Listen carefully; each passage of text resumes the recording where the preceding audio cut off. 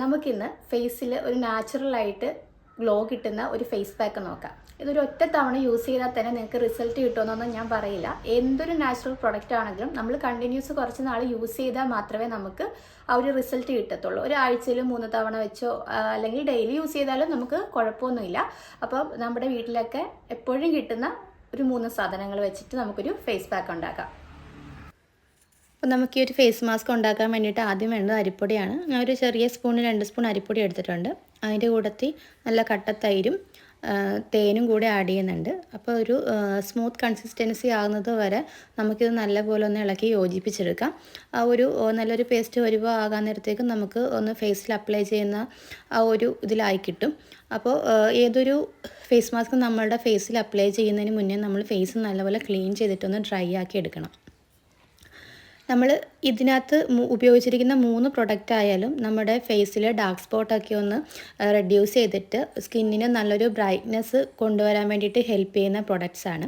അതുപോലെ അരിപ്പൊടി നല്ലൊരു എക്സ്ഫോളിയേറ്ററായിട്ട് നമുക്ക് യൂസ് ചെയ്യാൻ പറ്റും. അതുകൊണ്ട് നമ്മുടെ ഫേസിലെ ഡെഡ് സ്കിന്നൊക്കെ മാറ്റിയിട്ട് സ്കിന്നിന് ഒരു നാച്ചുറൽ ഗ്ലോ കൊണ്ടുവരാൻ വേണ്ടിയിട്ട് ഹെൽപ്പ് ചെയ്യുന്ന ഒന്നാണ് അരിപ്പൊടി. അതുപോലെ തന്നെ നമ്മുടെ ഫേസിൽ ഗ്ലോ കൊണ്ടുവരാൻ വേണ്ടിയിട്ട് ഹെൽപ്പ് ചെയ്യുന്ന ഒന്നാണ് തേനും. നമ്മൾ വെയിലത്തൊക്കെ പോയി കഴിഞ്ഞിട്ട് ഉണ്ടാകുന്ന ഫേസിലുണ്ടാകുന്ന കരിവാളിപ്പൊക്കെ കുറയ്ക്കാൻ വേണ്ടിയിട്ട് തൈര് നല്ലപോലെ ഹെൽപ്പ് ചെയ്യും.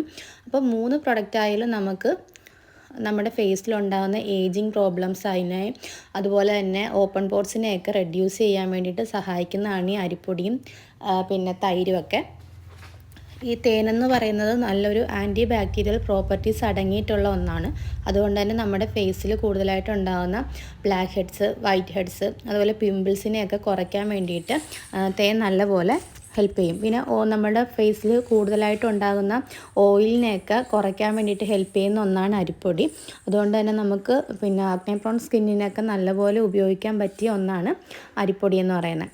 അപ്പോൾ നമ്മൾ ഇതിനകത്ത് ഉപയോഗിച്ചിരിക്കുന്ന 3 പ്രൊഡക്റ്റ് ആയാലും ഒരുപോലെ നമ്മുടെ ഫേസിലെ ഡാർക്ക് സ്പോട്ടൊക്കെ റെഡ്യൂസ് ചെയ്യാൻ വേണ്ടിയിട്ട് സഹായിക്കും. അപ്പോൾ നമ്മൾ ഏതൊരു ഫേസ് മാസ്ക് അപ്ലൈ ചെയ്താലും നമ്മുടെ കഴുത്തിലും കൂട്ടിയിട്ട് ഇടാൻ വേണ്ടിയിട്ട് ശ്രദ്ധിക്കണം. എന്നാലും നമുക്ക് ആ ഒരു പിന്നെ രണ്ട് സൈഡിൽ നമ്മൾ കഴുത്തിലായാലും ഫേസിലായാലും ഒരുപോലെ നമുക്ക് റിസൾട്ട് കിട്ടത്തുള്ളൂ.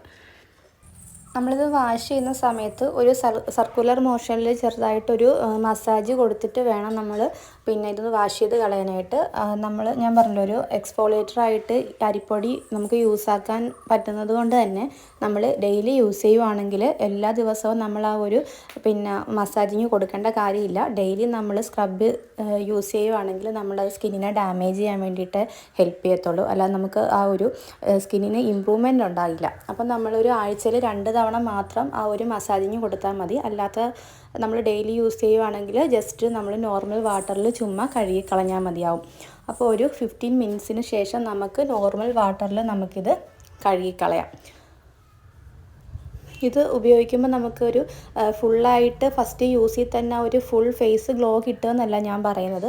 നമ്മൾ ഗ്രാജുവലി നമ്മൾ കണ്ടിന്യൂസ് യൂസ് ചെയ്ത് കഴിയാൻ നേരത്തേക്കും ആ ഒരു ഗ്ലോ നമ്മുടെ ഫേസിൽ നമുക്ക് പിന്നെ ഫീൽ ചെയ്യാനായിട്ട് പറ്റും. അപ്പോൾ ഒരു 15 മിനിറ്റ്സ് കഴിഞ്ഞിട്ടുണ്ട്. അതിന് ജസ്റ്റ് ഡ്രൈ ആയിട്ടുണ്ട്. നമുക്കിതൊന്ന് ഞാനൊന്ന് വാഷ് ചെയ്തിട്ട് വരാം.